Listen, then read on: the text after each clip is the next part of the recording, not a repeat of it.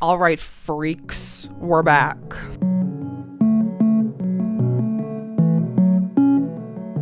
Welcome back, everyone. Welcome back, ghouls and gals. Today, we have another video talking about disturbing movies. Now, I want to preface this by saying this specific installment to this series is not all, there's like no horror movies in this top 5. There's no horror. These are movies that get more and more progressively disturbing as we go on.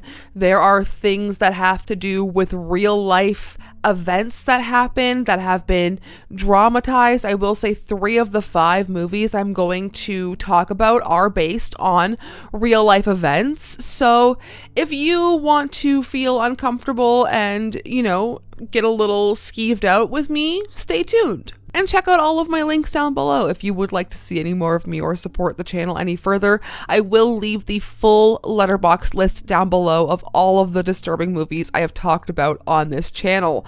So we're going to go from least disturbing to most disturbing, in my opinion.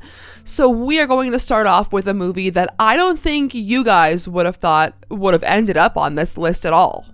Christine. Not to be confused with Christine. From 2016, in 1974, television reporter Christine Chubbuck struggles with depression and professional frustrations as she tries to advance her career. Now, this is a real life story about a woman who wanted to do more, who just wanted to do her job and not have to be she was a news reporter, and the way it seems in the movie is that she really wanted to take on more interesting stories, but she just kept getting kind of pushed off to the side because she was a woman. And you can do like the dog shows, you can do like a flower thing, like things that are like, she wanted to be doing the hard-hitting journalism. She wanted to share her interests, her knowledge, her intellect with the world. And unfortunately, on live television, Christine ended her life. She shot herself in the head on live TV. It is portrayed in the movie. Christine is played by Rebecca Hall. Her husband is played by Michael C. Hall. Crazy that they have the same last name in real life. But this is just such a sad story, especially when it ends, because this is a life that should not have been lost. Now, unfortunately, a channel on YouTube in 2014 uploaded the actual footage of Christine taking her life onto YouTube, and it circulated as lost media for so long. I personally don't know if you can find it because I'm not going to go look that up. I've seen enough watching the movie, but it's just really sad. It's just so sad knowing that this actually happened. But let's move into something a little bit darker with a newer film titled How to Have Sex, where 3 British teenage girls go on a rites of passage holiday, drinking, clubbing, and hooking up in what should be the best summer of their lives.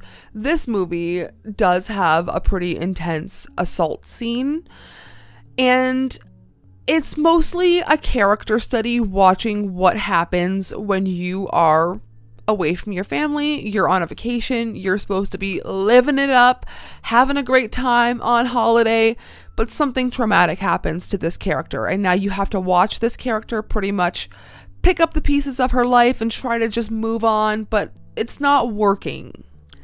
Now, director Molly Manning Walker said that this movie was actually influenced by a real life event where she saw a woman performing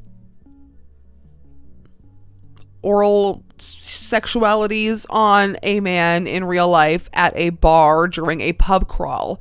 And her seeing how this was just so normalized, so whatever, it made her want to make this movie. And I think that was actually a great catalyst, because you can feel those kind of like grimy themes of like men wanting to take advantage of these young girls. It's a hard watch. It's not like a movie you would ever think to be a disturbing movie, but it definitely was, for me at least. Now, McKenna-Bruce, the lead actress in this movie, said that she wanted to portray this role because she has a younger sister who at the time 16, who would have been about almost the same age that she was playing, and she wanted to make this as sort of a cautionary tale for younger girls going out on a holiday, almost as like an education through like media, if you will. Okay, our next movie, it definitely does have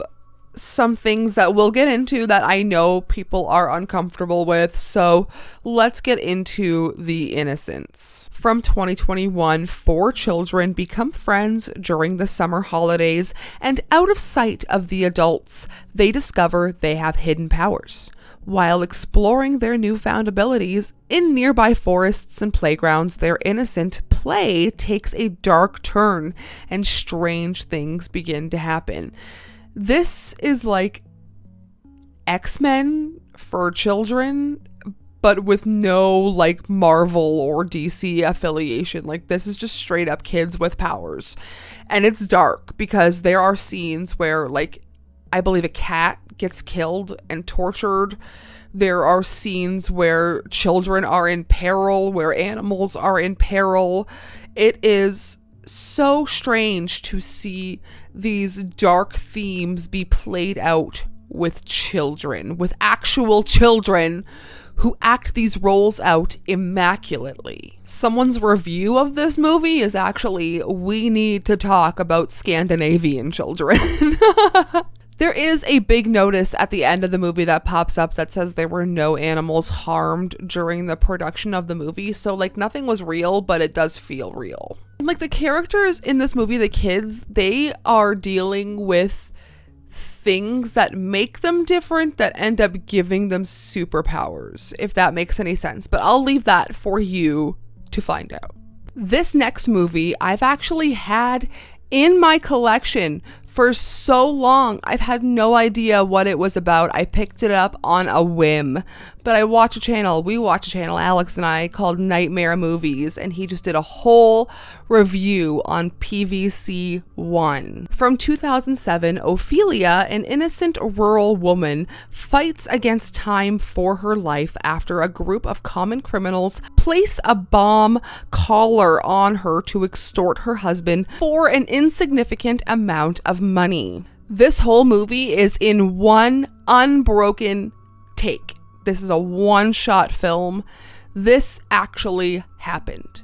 Ophelia, the woman that this is based on, she did die from a bomb going off around her neck that was strapped to her from just people who thought it was fine to do this, to just let me ruin this whole family's life just to see if the husband has some money. The real woman who died in this incident was named Elvia Cortez. The bomb that was around her neck was supposed to go off and did go off in 84 minutes. This movie is 85 minutes long, so you see it all happen. And now that I know more about this movie, I am so glad that I randomly grabbed it years ago. And finally, our last movie, let's talk about probably one of the saddest movies I'm ever going to talk about, with The Poker House. From 2008, Agnes and her 2 sisters struggle through a day in a home overrun by gamblers, thieves, and Johns. Now, this is directed by Lori Petty, who I mostly knew from either Tank Girl or Orange is the New Black. I had no idea that her life was as tumultuous as it was. This is Lori Petty making a movie about her life growing up in this environment, and it's harrowing.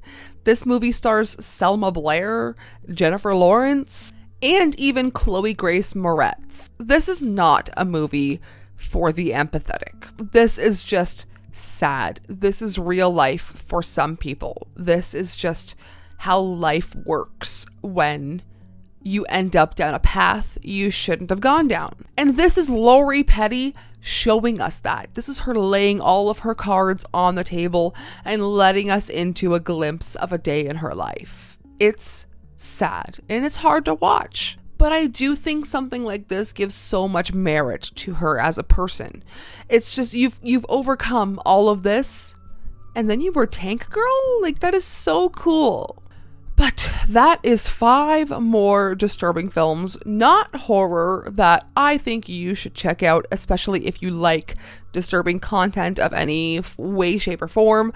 I have been trying to more or less find movies that A, people are not talking about, and B, that are not all the way horror, because disturbing movies come in all different shapes and sizes from all different parts of the world. So in saying that, I will see you guys in my next video. I love you so much.